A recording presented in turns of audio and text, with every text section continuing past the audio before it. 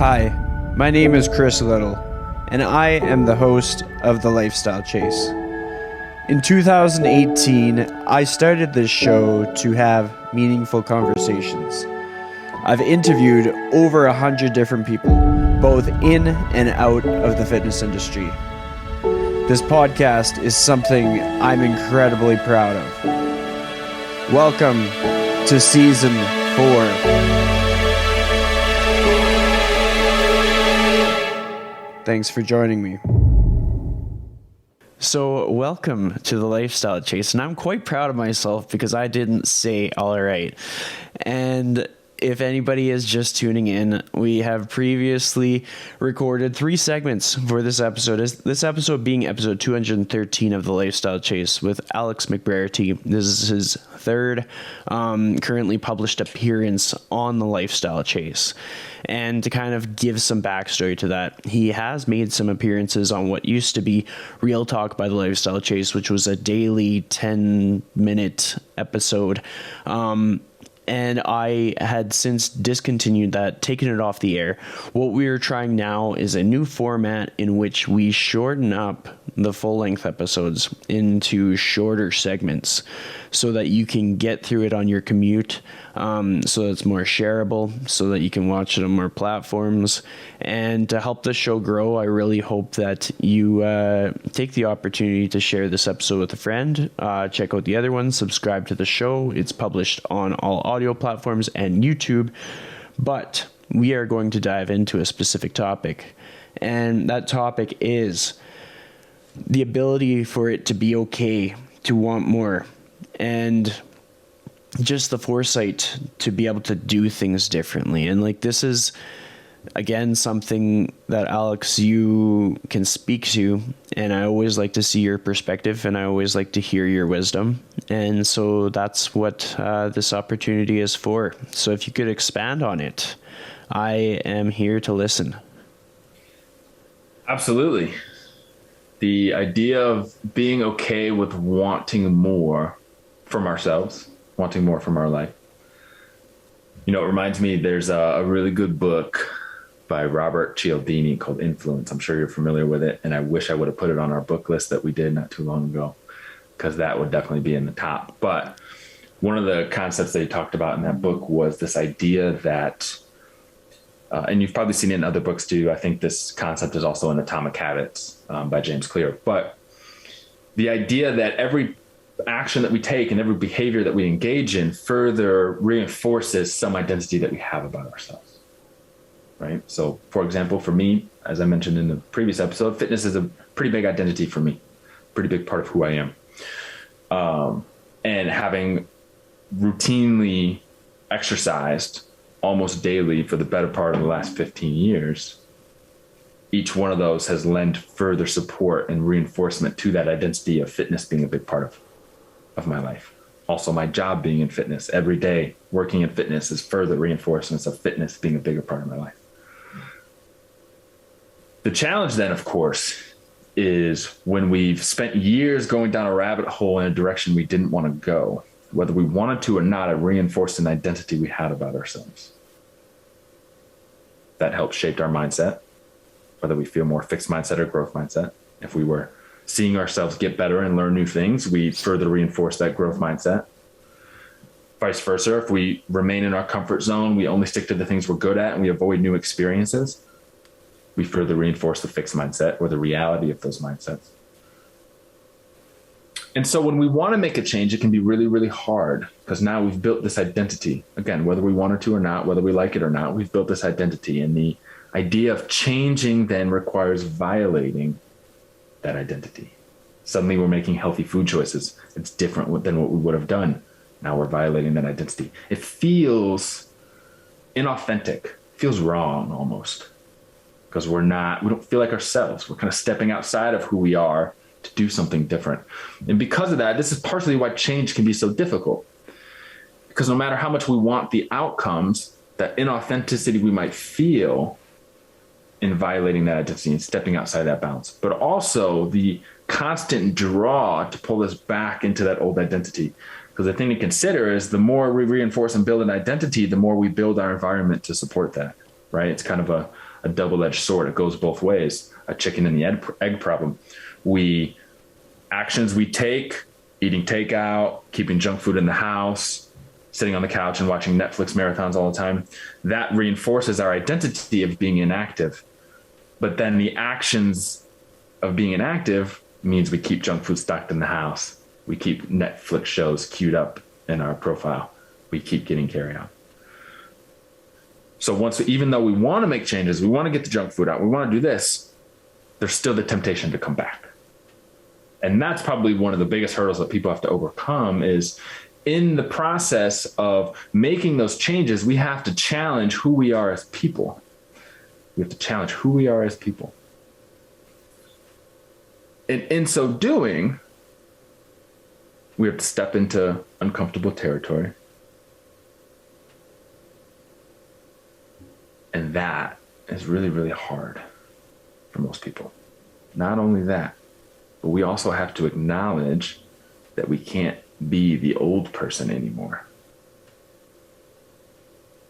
And that's the part nobody talks about, is not going back to the way things were, right? This happens a lot with fad diets. People hop on a fad diet for a couple of weeks. They see some fast progress. They're feeling good about themselves. And then they go back to what they were doing before. They step back into that old identity. And what happens? Just as quickly as it came off, that weight comes right back on. Because they're back in that old identity. Which lends nicely to the support of the idea of that radical introspection, right? This is where we start from the last episode 3, radical introspection, the ability to look inside ourselves and critically evaluate our beliefs, our thoughts, our emotional states, the actions that we take, our drives and our motivations, to be able to do that radically, even when the answers aren't good.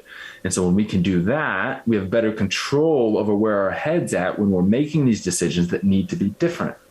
We can evaluate on a deeper level the fact that we do have to step outside of our identity. We have to do things different. We have to be a different person.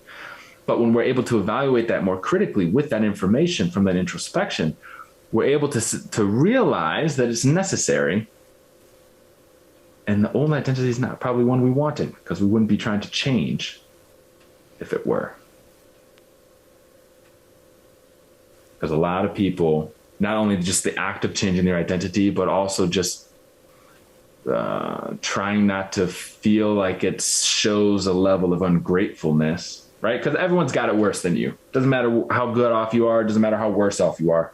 Somebody always has it worse off. And so oftentimes we can feel bad by acknowledging to ourselves, but especially publicly, that we want something more, because we can begin to feel ungrateful for everything we already have. Right?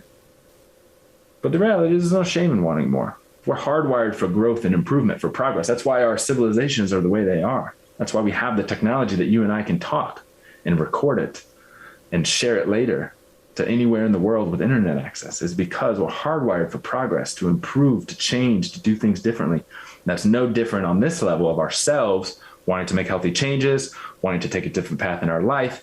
That's just our form of progress. And in so doing, we have to do things differently. We have to change. We have to step outside of that identity. And so it's totally okay to want more.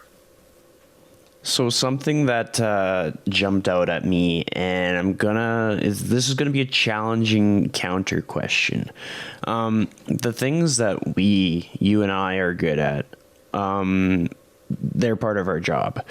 So like the fitness, the nutrition, being able to speak to mindset and to communicate with people and connect with people, like those are the things that we've practiced and honed. Then there's areas that I think both of us are not good at, which is that whole work-life balance thing. And in order to get to that outcome of having more balance, we've probably each had to let go of that old version of ourselves. But with that being said, there's probably been many instances where we've gone back to that old version of ourselves and caught ourselves in the same cycle. Can you reflect on a time when that's happened, when you can kind of catch yourself having gone back to that old version? And what are the lessons that you've taken away? Like how do you stop? How do you stay away from the old version of you? That's a good question. I guess the easiest thing I can recollect, especially thinking back to that work-life balance, is this morning. Before we got on air, I mentioned to you how I've been up since 3:30 Eastern time. It's now 9:30 Eastern time as of the recording of this podcast. And so what happens is, I wake up. Most people would kind of lay there and try to go back to bed. And for me, by the time I woke up, I was like, I got stuff to do. I'm just going to get up and I'm going to go work. Right. So,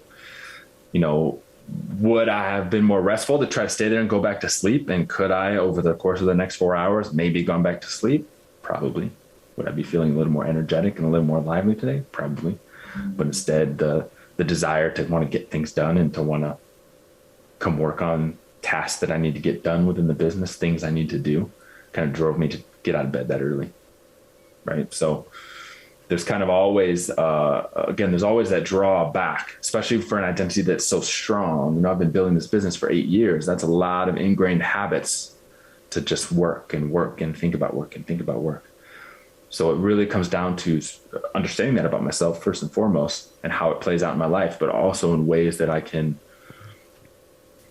try to avoid it bleeding too much into life, which brings me to a good rule that I have just for myself across all areas, whether it's work, whether it's just eating behaviors, whatever the case may be. Because there are times when we're going to get pulled back. Someone who wants to make healthy changes and they want to have a healthier diet and they want to exercise more, there are going to be times where they just want to skip a workout. It's a holiday. They're feeling tired. They shouldn't feel incessantly like they need to do that. Or they want to eat a food that has no nutritional value and it's just pleasurable. It's just fun, right? Maybe they're out with their friends and they're having a good night and they just want to enjoy it. So there are moments like that we're inevitably going to have that are inherently going back to the old version of us in some degree, albeit maybe with a different mindset, but the behavior is still the same. And so the rule I have for myself is never do things 2 days in a row that I wouldn't want to become a new habit. So if I'm going to go out on Friday night, meet up with a friend, have a couple of cocktails to wind down from the weekend and just have fun, I'm not also going to go drink on Saturday, because I don't want that alcohol intake to become a habit, right? If I get up super early one day to go get work done, I'm not going to do it the next day because I don't want it to become a new habit. So that's my one rule, is that if I'm going to splurge, if I'm going to indulge the older version of myself in any capacity, right? Even with food, I love food. That's how I got into fitness. I had to lose a lot of weight. So if I'm going to indulge in that, I'm not going to do it 2 days in a row. It also means I haven't been able to enjoy the pure bliss of leftover pizza because I won't do it 2 days in a row. I don't know about that rule, man. But I have something to add that I think might help people, because I find that oftentimes I'll start some example of work-life balance, and then I'll fall into the trap of nope, just working all the time, or just feeling like I haven't done enough in a day. And this is a multi-factor thing that I've been pursuing. And part of that is just the simple vision of living my best life kind of thing. So I have found that when I just tell more people in my life that I'm in the pursuit of living my best life, then I open up to taking their feedback as to how I would go about doing that. I've had friends give me recommendations of restaurants to go to. I've had friends recommend different places to take in the Edmonton area. And I've just put myself in a position where I just go do it. And I don't have the excuse of I don't know what to do. And I step away from the expectation that I have to do that with somebody else. I just do it by myself. And I don't necessarily sometimes you don't have to look too far to do stuff with people. I'll be taking my dad to an Edmonton Oilers game on Thursday. That wasn't too hard. I just had to give him a phone call and he was gung-ho. And the other factor here is you talk about your waking up at 3 a.m. and starting work. We have a similar personality, and I think we've learned that quite well in the sense that basically foot on the gas pedal all day long, and you don't necessarily know how to take your foot off the gas pedal.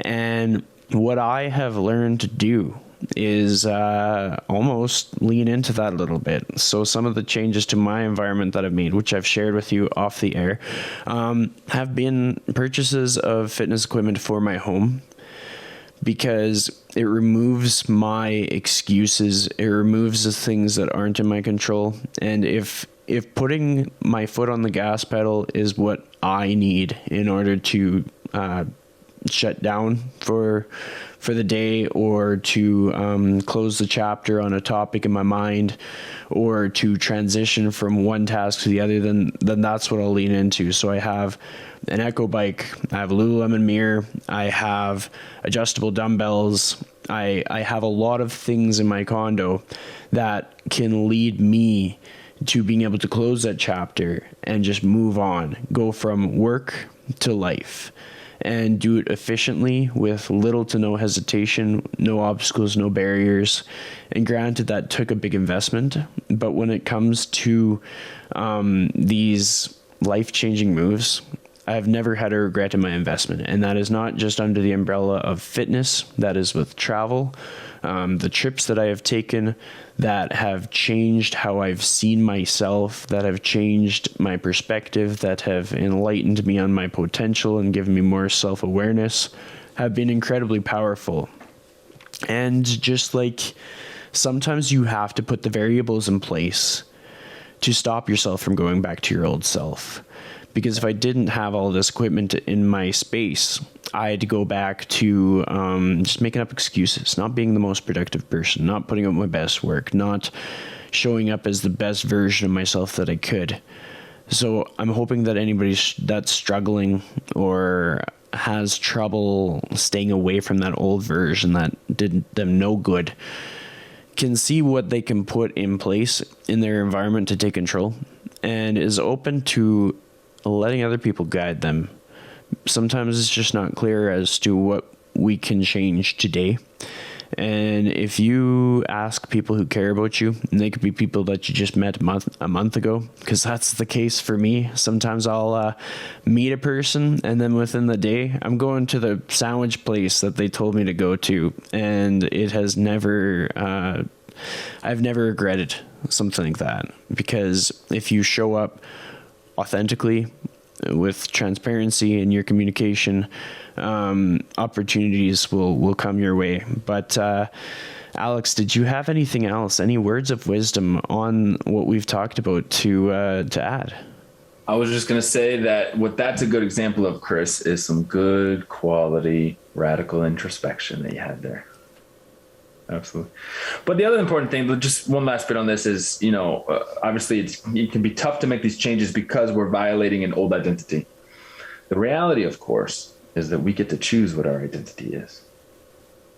And so with that, we get to change it to whatever we want it to be, as you were saying, right? So setting up your environment to support that, making the changes to support that, violating your old identity is part of the process of rebuilding, resculpting your new one. And it's totally okay to want and to do that. So with that being said, if you're going to give the audience a challenge for the day, and this episode's going to come out on a Thursday.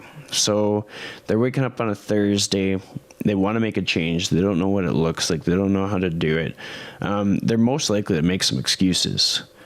What's the challenge you're going to deliver that is going to lead to success for this person? I would set a timer, 5-10 minutes, whatever you choose. And in that time, I would set it up so you can sit in solitude, somewhere quiet by yourself. And I would think about and reflect on an aspect of yourself that you may avoid more often than not. That's deep. And if somebody actually does that, it's going to open up a lot of doors for things that could be pretty pivotal, similar to experiences that we've each had that have shaped our career, or powerful conversations that you can have with a person that give you the opportunity to support one another in their respective careers or personal endeavors. But to keep us on track for time, this has been a great great series of episodes with you, Alex. People can find you at ateamfit.com. Your Instagram handles will be in the YouTube and in the episode description. I highly encourage people to head on over to YouTube, Spotify, Apple Podcasts, all the platforms, and subscribe, share this episode. But thank you so much, Alex, for coming back on the show. Chris, always a pleasure.